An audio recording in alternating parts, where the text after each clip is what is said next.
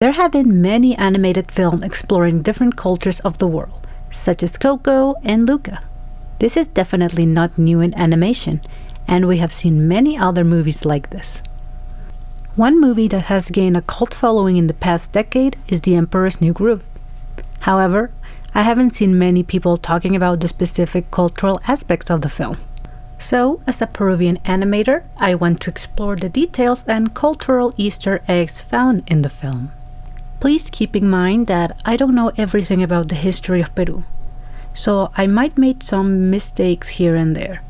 My main goal here is to bring some attention to Peruvian culture.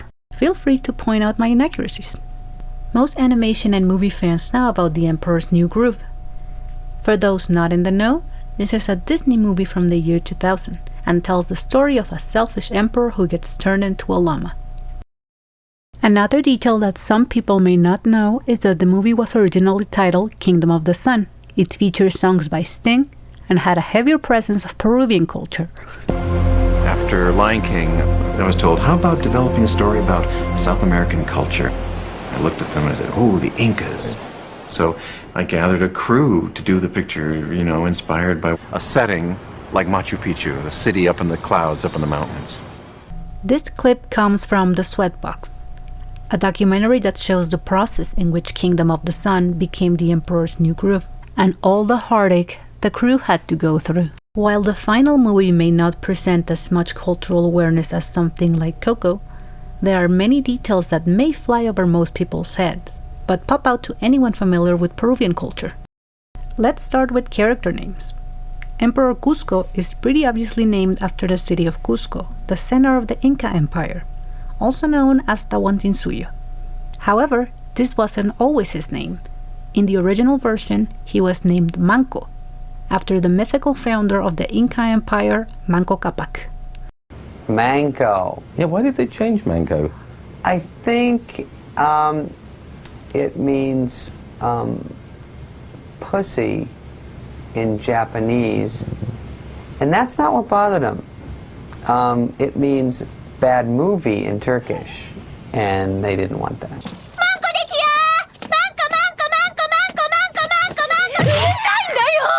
Pacha is possibly named after Pachacútec Inca Yupanqui, another important figure in Andean and Incan culture. In the original kingdom, the story was closer to a prince and the pauper story, in which Manco and Pacha were the emperor and peasant, respectively. No, wait. Listen to this. One me would do the things I don't want to do, while the other me is having fun. Pacha's name could also be a more literal translation from Quechua. Pacha means earth in Quechua. Pacha's wife Chicha is named after Chicha de Jora, a traditional corn beer. I read online that Pacha's llama is named Misty after a llama in the book Secret of the Andes by Anne Nolan Clark. But when I watched the movie for the first time, I thought of the name Misty as the name of a volcano in the Arequipa region in Peru. Before I start talking about the visual references to Peruvian culture, I must first explain that while the Inca Empire was the biggest civilization in the Andes before colonization, it wasn't the only culture present what we call Peru today. The movie uses both Inca and pre-Inca visuals. When Cusco is combing his hair, his mirror, headdress, and palace are all shaped like a tumi, a ceremonial knife from the Lambayeque culture. The image we see here represents the god Huiracocha, god of creation. One of his most popular appearances is in the Puerta del Sol, which is in present-day Bolivia. Cusco's toy Wampi is also based on him. As Cusco dances in his palace, we can see some of the architecture inspired by Inca architecture. It is somewhat accurate, even though it seems they were going for a more cartoony look. Redesigned the city and the village, and we're getting a lot more caricature into the art direction now. An enigma and a mystery in Mesoamerican history. This bit always annoyed me when I watched the movie in English for the first time, because both the Tawantinsuyo and current-day Peru are in South America, not Mesoamerica. We have many instances of ceramic in the movie. While the Incas did have ceramics, it was not really their forte. Two cultures that were most notably known for their pottery were the Moches and the Wari. In the movie, we can see some pottery that looks similar to kettlebells, as well as some animal design. This is probably my favorite reference in the film. Isma is introduced sitting on a throne shaped like an lamp mask from the Lambayeque culture. What I find so cool about it is that this is a funerary mask, and it fits her original role very well.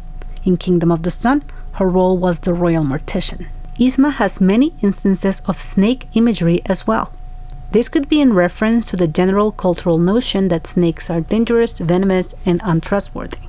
But also, the snake is part of something called the Andean trilogy. In the Andean trilogy, the snake represents Ukupacha, the realm of the dead. Again, going back to her role as a mortician.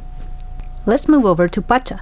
His design reflects a post-colonial look, very similar to what the people in the mountain regions still wear to this day.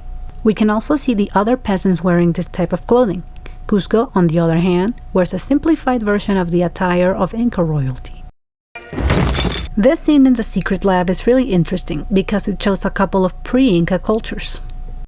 Firstly, the background here looks very similar to the images in the Cao Viejo ruins from the Mocha culture in the north coast of Peru. Alternatively, it also shares some similarity with art from the Chavin culture from the Ancash region. Once we actually get to the lab, the chemistry gear looks exactly like a textile from the Paracas culture in the Ica region.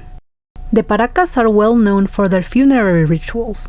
They used to wrap their mummies in bundles and had two types of burials, cavernas and necropolis. The theme of death is still very prevalent to Isma in the final movie. This tombey-looking chandelier was actually a character in Kingdom of the Sun. His name was Waka. Waka is a term to describe a sacred object, artifact, or location. Growing up in Lima, we would call ruins Wakas and artifacts Huacos. The chandelier is in a pose commonly found in many Peruvian cultures. We call this type of image Dios de las Varas, meaning God of the Staffs. This is present in cultures like the previously mentioned Chavin, Wari, and Tiwanaku. Now, let's look at the geography of the movie. The story takes place in the Andes of Peru, specifically Cusco, the center of the Tahuantinsuyo. We can see the jungle or ceja de selva, as well as the mountainous side, with canyons and agricultural terraces called andenes. The fauna is also pretty accurate, with jaguars, llamas, condors, monkeys, and squirrels. Speaking of squirrels, let's have a bonus round with some references in the sequel, Kronk's New Groove. During the intro song, there are 3 women working on looms. This is actually quite accurate. Looms are still used to this day for textiles in Peru. There are also men building rock walls, which look pretty accurate. Earlier, I showed this scene. This image is very prominent in this movie. It is inspired by carvings in the city of Chanchan in the La Libertad region. These figures represent squirrels. Lastly, one of the challenges in the Chipamunca competition is building a bridge. While Miss Birdwell's troop won, Kronk's is definitely more accurate. It looks like a simplified version of the Quechuachaca Bridge in Cusco, a rope bridge that gets rebuilt every year. Those were the references I could find in the 2 movies. I think the crew did a very good job finding inspiration from Peruvian culture. I love this movie. It is super funny, and of course, it feels like a shout out from Disney to my country. However, after watching The Sweatbox, it becomes somewhat bittersweet. The crew were very passionate and excited with the original idea and discouraged when they had to change it. They wanted to be more true to the culture, but couldn't fulfill that vision. That's kind of my job at this point, to really make the characters feel like they're Incas. I kind of came up with this character style guide that breaks down things, body parts, philosophies, a look of the characters. It's just to kind of unify all the artists and put them and set them in one direction. Even if I would have loved to see Kingdom of the Sun, it's nice that they were able to keep quite a bit from the culture in the final version. Here is my favorite bit from The Sweatbox, with music by Sting.